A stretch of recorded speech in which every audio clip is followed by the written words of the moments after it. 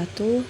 Saya di sini ingin menjelaskan tentang belajar surah Al-Ma'un, artinya barang-barang kecil yang bermanfaat. Surah Al-Ma'un merupakan surat ke-107 dari total 114 surat dalam Al-Quran. Letaknya berada pada bagian akhir mushaf setelah surah Quraisy dan sebelum surah Al-Kautsar. Surat ini hanya terdiri dari 7 ayat, tetapi ayat-ayatnya sangat padat makna. Surah Al-Ma'un termasuk surah Al-Makkiyah, yaitu surat yang diturunkan ketika Nabi Muhammad SAW masih berada di Mekah. Nah, selanjutnya mari kita membaca surah Al-Ma'un dengan benar. Bismillahirrahmanirrahim. أرأيت الذي يكذب بالدين فذلك الذي يدع اليتيم ولا يحض على طعام المسكين فويل للمصلين الذين هم عن صلاتهم ساهون الذين هم يراءون ويمنعون الماعون. Artinya, ayat pertama, tahukah kamu orang yang mendustakan agama?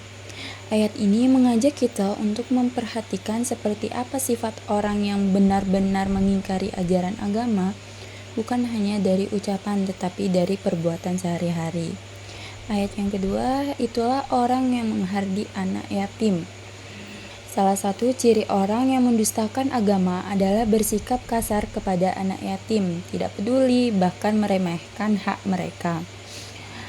Ayat yang ketiga, dan tidak menganjurkan untuk memberi makan orang miskin. Orang yang mendustakan agama juga tidak mendorong orang lain untuk membantu fakir miskin. Ayat yang keempat dan kelima, artinya celakalah orang-orang yang melaksanakan sholat, yaitu yang lalai terhadap sholatnya. Ayat ini bukan menghukum orang yang kadang terlambat sholat, tapi mencela orang yang sholat hanya sebagai formalitas, tidak sungguh-sungguh, tidak tepat waktu, dan tidak menjaga kekhusyukan. Mereka menjalankan sholat tetapi tidak memaknai ibadahnya. Ayat yang ke-6, artinya yang berbuat riya. Ini adalah orang yang beribadah bukan karena Allah, tetapi karena ingin dipuji atau dilihat orang lain. Arti dari ayat yang terakhir, dan enggan memberikan bantuan. Ayat terakhir menggambarkan orang yang pelit dan tidak mau membantu, bahkan untuk bantuan kecil sekalipun seperti meminjam alat rumah tangga atau memberikan pertolongan sederhana. Selanjutnya, kandungan surah Al-Ma'un. Kandungan surah Al-Ma'un di sini menekankan bahwa agama bukan hanya ritual, tetapi juga tentang kepedulian sosial, mencela orang yang mendustakan agama, yaitu mereka menghardi anak yatim, enggan memberi makan orang miskin, lalai sholat, riya atau ingin dipuji, dan enggan menolong sesama. Surat ini menegaskan ibadah harus ikhlas dan berdampak nyata pada kepedulian terhadap fakir miskin dan anak yatim sebagai tolak ukur keimanan sejati. Selanjutnya, perilaku meneladani surah Al-Ma'un. Yang pertama, peduli kepada orang miskin. Surah Al-Ma'un mengajarkan kita untuk tidak bersikap acuh kepada orang yang kekurangan. Peduli kepada orang miskin berarti kita ikut merasakan kesulitan mereka, baik dengan memberikan bantuan berupa makanan, barang kebutuhan, maupun sekedar sikap ramah dan menghargai mereka. Yang kedua, membantu teman yang kesulitan meskipun bantuannya kecil. Kebaikan tidak harus besar untuk bernilai. Surah ini menekankan pentingnya memberi bantuan meskipun kecil. misalnya membantu teman meminjam alat tulis, mengajar pelajaran yang sulit, atau menolong saat ia sedang kesusahan.